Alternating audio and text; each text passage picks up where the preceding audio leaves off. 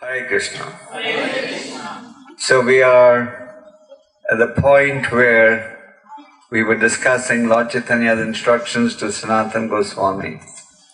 We finished discussing the Lord's instructions to Rupa Goswami. Yesterday we also described to you about Lord Chaitanya's tour of southern India and how he converted all of southern India to Vaishnavism. I'll tell you two quick short stories and then I'll go to the teachings, because there's a lot of philosophy in the verses we're discussing today. So when Lord Chaitanya was touring, there was a devotee called Vasudeva Datta who was very compassionate. Vasudeva Datta was considered an incarnation of Prahlad Maharaj. The story I gave you yesterday was about a devotee called Vasudeva Vipra. Today I'm telling you a story of Vasudeva Datta, so don't confuse the two. Both were very compassionate. So Vasudeva Datta went to Lord Chaitanya and said, "Please give me a favor. What favor do you want? Please take everyone back to Godhead and let me stay and eat the suffering and undergo the suffering. I'll take on the suffering due to everyone. You transfer their karma to my account and you please deliver all of them." So Lord Chaitanya was very pleased by this devotee's compassionate mood. Nobody normally says, "Okay, you become okay and transfer your pain to my account." So Lord Chaitanya said, by a Vaishnava's desire, a whole universe can be delivered. When Lord Chaitanya we explained the other day the story how he converted all the Mayavadis to the path of personalism. So once Lord Chaitanya had defeated the Buddhist in a discussion about philosophy. So the Buddhists were feeling very embarrassed that their guru got defeated by Lord Chaitanya. So they wanted to take revenge. So they made a conspiracy. They brought some contaminated food in a plate. And they said, "Lord Chaitanya, we brought some nice cake for you, nice prasad. We have some cake for you today also." So, as they were going to offer the prasad to Lord Chaitanya, an eagle, a big bird, came from the top, took that contaminated food in its mouth and dropped the metal plate on the head of the guru of the Buddhists. And when the metal plate dropped on the head of the guru, he fainted. So the disciples were feeling guilty that we were trying to embarrass Lord Chaitanya. Now our guru has become unconscious. So they went to Lord Chaitanya and revealed that this was a conspiracy to embarrass him, and so now they are suffering the reaction. So Lord Chaitanya told them, "Go and whisper the Hare Krishna mantra in the ear of your guru." So they went and whispered the Hare Krishna mantra in the ear of the guru, and the guru came to consciousness and they all became Vaishnavas. They all started chanting and dancing. Once when Lord Chaitanya was in Jagannath Puri, all his devotees were coming from all over Bengal to visit him. They were all bringing some prasad for Lord Chaitanya and giving it to his secretary, Govinda. So one day, but Lord Chaitanya was not eating the prasad. He was just telling his secretary, "Keep it in the room, just store it." So the whole Komnatha next door was full of prasad. And all the devotees who had come with offerings for Lord Chaitanya, they would give the prasad, write their name on the top, and then they would come to Govinda and ask, "Did Lord Chaitanya eat the prasad?" He would say, "Yes." "Did he like it?" He would say, "Yes." He said, "Lord Chaitanya liked your cooking very much." Lord Chaitanya yeli prasad uska naam. So Govinda knew that actually Lord Chaitanya was not eating prasad, it was all lying in the room next door. And he was lying to everyone who prepared prasad by telling them Lord Chaitanya has eaten prasad. So finally he went to Lord Chaitanya and said, "All your devotees are bringing prasad, giving it to me, and then asking me if you have eaten and you liked it, and I'm telling everyone a lie, that you ate it and you liked it." So Lord Chaitanya said, "Okay, bring all the prasad." There was enough prasad stored over there to feed at least 100 people. And Lord Chaitanya ate all that prasad within minutes. So to satisfy Govinda. Of course, Lord Chaitanya's Lord Jagannath is eating prasad 56 times a day. In which temple? Jagannath Puri. So for the Lord to eat prasad for 100 people is no problem. The other day I was lecturing to you about Vaishnava Prad, which was part of Lord Chaitanya's teachings to Rupa Goswami. This was part of Lord Chaitanya's teachings to Rupa Goswami. So, Mother Sachi, the mother of Lord Chaitanya, was under the impression that her son Lord Chaitanya took sannyas because of Advaita Acharya's influence. So she would always say she had a little bit of anger in her heart towards Advaita Acharya. So Lord Chaitanya would always tell that you have to apologize to Advaita Acharya for thinking like that. And whenever his mother would be there, Advaita Acharya would just glorify her after she was the mother of Lord Chaitanya. So one day, when Lord Chaitanya revealed his transcendental form, Advaita Acharya was offering obeisances to the Lord. And Mother Sachi came from behind and touched his feet. And so Lord Chaitanya, when he saw his mother touching Advaita Acharya's feet, he was very happy. Because she was begging for her forgiveness of thinking that that Advaita Acharya was the cause of her son taking sannyas. Lord Chaitanya and Advaita Acharya had a very unique relationship. Advaita Acharya knew that Lord Chaitanya is God. So Advaita Acharya would treat him and give him the respect of the Lord. But Advaita Acharya was senior to him by age. And Chaitanya Mahaprabhu would be very respectful to Advaita Acharya. He would treat him like his grandfather. But Advaita Acharya wanted to be chastised by Chaitanya Mahaprabhu. So he thought of a trick. He spread the rumor that he's spreading Mayavadi philosophy. So the whole town started saying, "Oh, Lord Advaita, look what's happened! He's become a Mayavadi!" So slowly the news reached Chaitanya Mahaprabhu. He asked Nityananda if this was correct.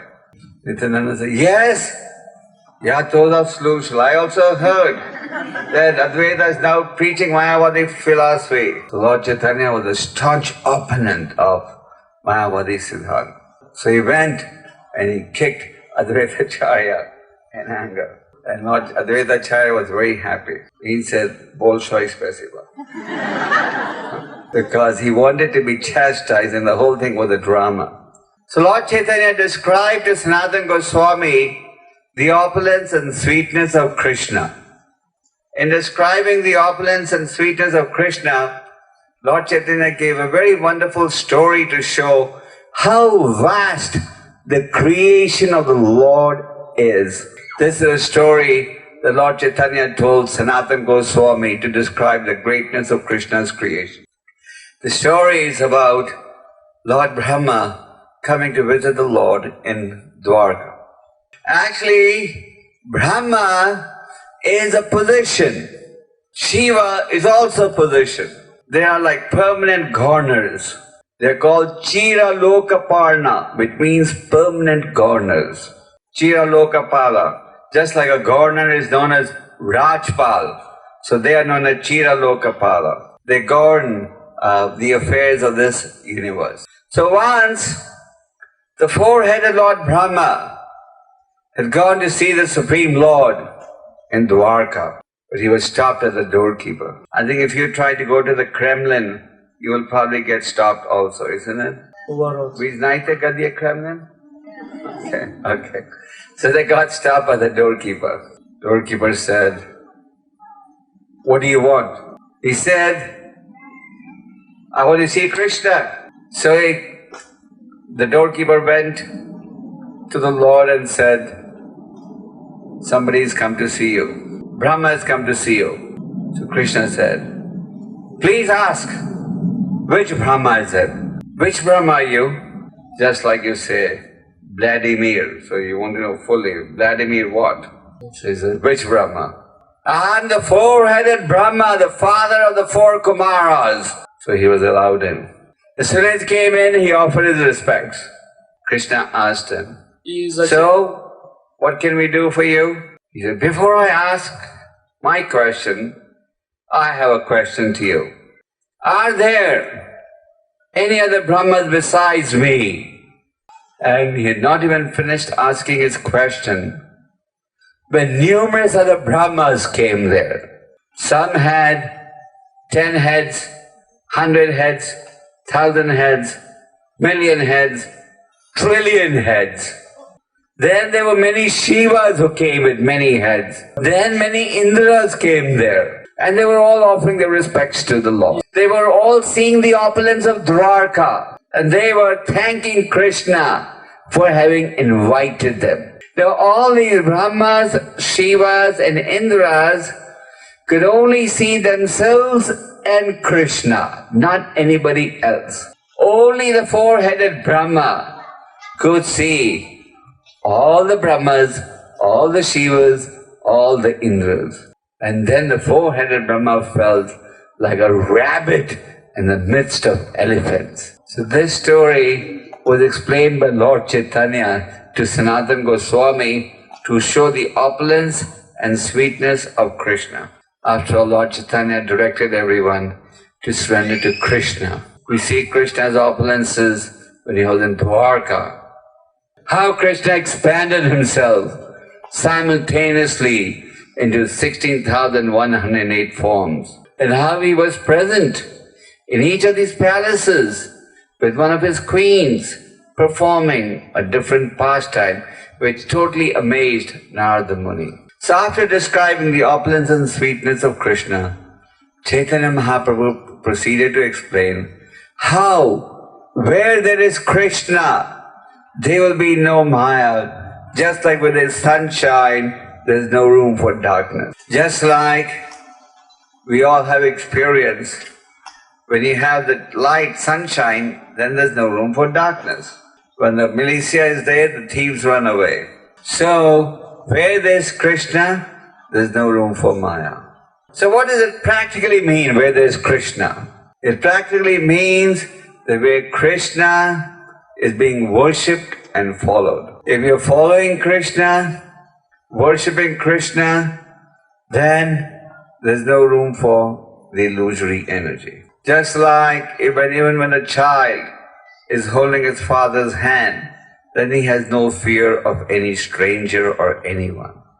Similarly, if we are holding Krishna's hand by following his instructions, then Maya is going to be happily defeated. Just like the prostitute tried to seduce Haridas, she failed. Rather, she got cheated by his purity and she became a devotee. Similarly, Maya Devi incarnated as a very beautiful damsel and she also failed. So don't underestimate the potency of devotional service. Lord Chaitanya then describes to Sanatana Goswami the value of even a moment's association with a pure devotee. Even a moment's association, lava matra. Lava matra is 1/14 of 1 second. You can get the seed of devotional service. Then Lord Chaitanya proceeds to describe the qualities of a devotee, the 26 qualities of a devotee. I think all of you are anointed with these qualities. I was told that all of you filled in a form saying all of you have the 26 qualities. Oh, someone gave me wrong information. And then Lord Chaitanya described the 6 principles of surrender. First we'll discuss the 6 principles of surrender because that will take less time. And then we'll go on to the qualities that Lord Chaitanya described devotees should cultivate.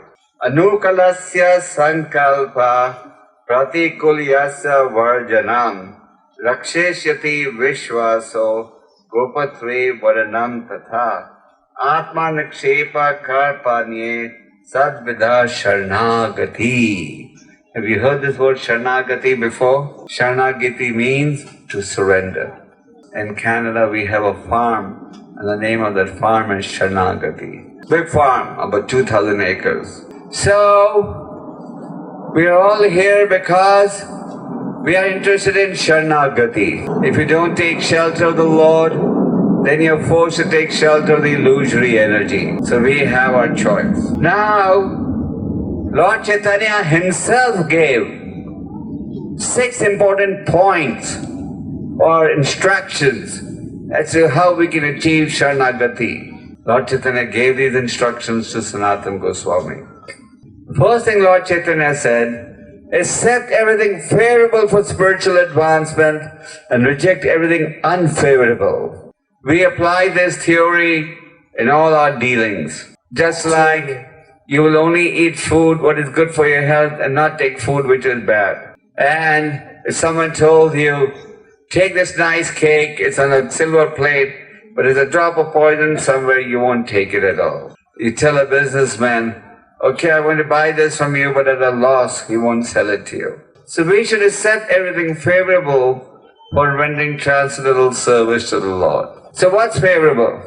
Attentive chanting of the holy name, reading, associating with devotees, serving, getting the opportunity to listen to philosophy. These are some samples of favorable conditions for advancement. Visiting the dham, staying in the dham, worshipping the deity. Then there are factors that are unfavorable. What's unfavorable? Not getting enough time to chant. You're too busy earning money, no time to do your 16 rounds. Or you do your rounds or do it in the middle of the night, about to fall asleep. Go on carry over debts. That's not good. Working very hard, over-endeavoring for material things. Overeating, eating more than necessary. Keeping association of worldly-minded people beyond what is necessary. Whether you're a brahmachari or a brahmacharani or a grihastha, a certain amount of worldly-minded people's association is unavoidable. But don't associate more than necessary. Then, engaging in idle talk known as prajalpa. Prajalpa spoils your spiritual creeper. Lolium, being greedy. Don't be greedy. We want more. These are some samples. Then the third principle of Sharanagati is to understand that Krishna will give me protection. So you must have faith that I'm executing devotional service. I'll definitely be protected by the Lord. Just like Krishna tells Arjuna, declare to the world that my devotee. So it's not that the devotee doesn't have to go through difficulties, or it's not that the devotee may not have to go through some inconveniences. Of course, based on our karma, we all have our quota of happiness and distress to experience. But the point is that the devotee knows that if there is some suffering, the Lord is still protecting me, but due to my past sinful activities, this suffering has been greatly minimized.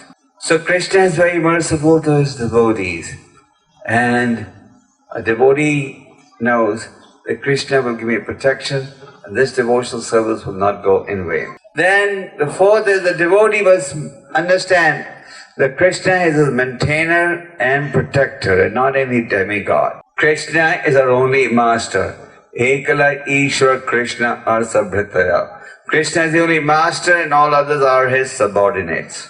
So this must be our understanding that Krishna is our maintainer. And like Krishna says in the Gita, I am the source of everything material and spiritual. Devotee is convinced that within the three worlds, there is no one else who is his maintainer and protector other than Krishna. Then the next fifth principle of surrender is self-surrender. So devotee understands that nothing is in my hand, that ultimately everything depends on the sanction of Krishna. The devotee is completely dependent on Krishna and he thinks and acts as Krishna desires. Surrender for devotee means that our desires are consistent with Krishna's desires. So if we accept what is Krishna's desire, then your mind will always be shanta, peaceful. Many times devotees complain, my mind is agitated, mind is disturbed. You want to know what the reason is? The reason is your peacefulness goes away because on the one hand you want spiritual life, on the other hand you want material life. So if you want both spiritual life and material life, that's when your mind is unpeaceful.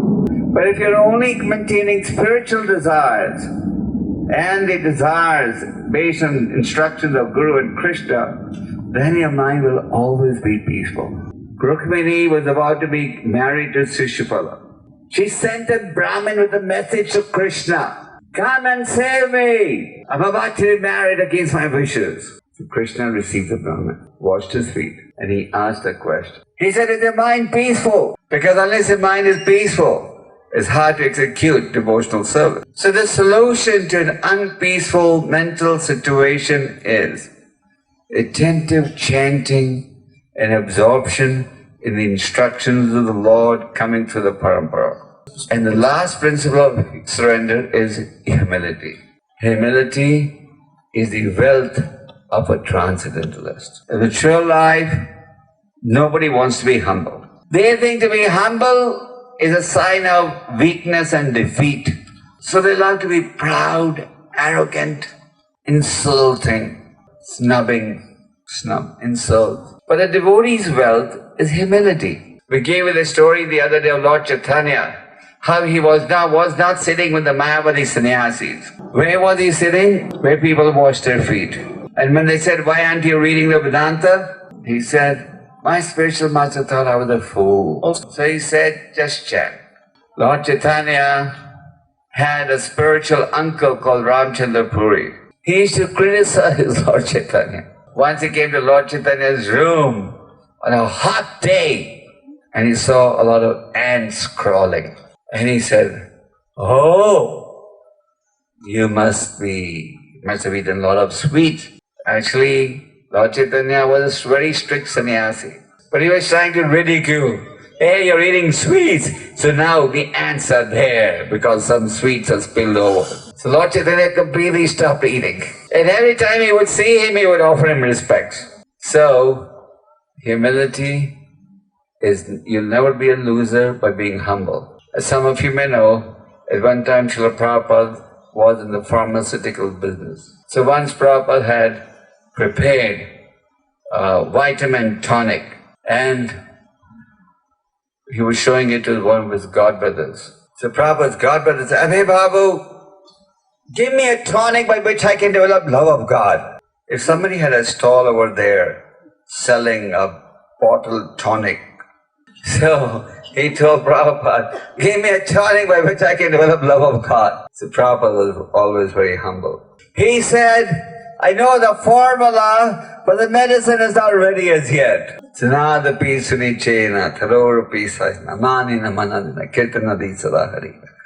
To chant the holy name to the Lord in a humble state of mind. To consider oneself lower than the straw in the street, devoid of all sense of false prestige, more tolerant than the tree. Here, on this campus, there's so many trees. I'm sure some of you are sleeping underneath trees, or your tent is underneath the tree. So the tree is very tolerant, both in summer and in winter. Summer, you take shelter of the branches of the tree. In the rainy season, you run and take shelter of the tree. And then when the tree gets old, they cut the tree and use it for fire. And it doesn't protest, become more tolerant than a tree. So humility is the sixth principle of Sharanagati. So these 6 points of surrender that you often hear, now you know, were given by Lord Chaitanya to Sanatana Goswami. You'll not forget them. No, accept everything favorable, reject everything unfavorable. Understand that Krishna is your protector, then he is your master. Self-surrender and humility. So, if you remember these 6 points and you use these 6 points in guiding your actions, the spiritual life will be a lot smoother. Often devotees want to know, how can I develop this mood of surrender? Deep in your heart, I'm sure you all want to surrender. Something is holding you back. Krishna was asked by Arjuna, how is it that one is compelled into sinful acts, even unwillingly? And what did Krishna say? It is lust only, the all-devouring enemy of the living entity. It is always burning like fire and is never satiated. So we have a solution. We're not scared of lust, anger, greed, envy, hatred, etc. Because our solution is the process of bhakti. If you take shelter of the process of devotional service, then you can overcome these influence of anarthas. Krishna says, Devi Shagunamai Mama Maya Dhurataya Mame Vame Prapadyante Maya Mitam Tarandite. That to overcome this illusory energy is very difficult. But if you surrender to me, then you can overcome. And the more you surrender, the more you purify yourself, the greater will be the sweetness of devotional service that you will relish. So all of you are very fortunate because you've taken to the process of devotional service. As Rupa Goswami said, Chaitanya Mahaprabhu said to Rupa Goswami, please keep watering this process and the seed will grow. Hare Krishna.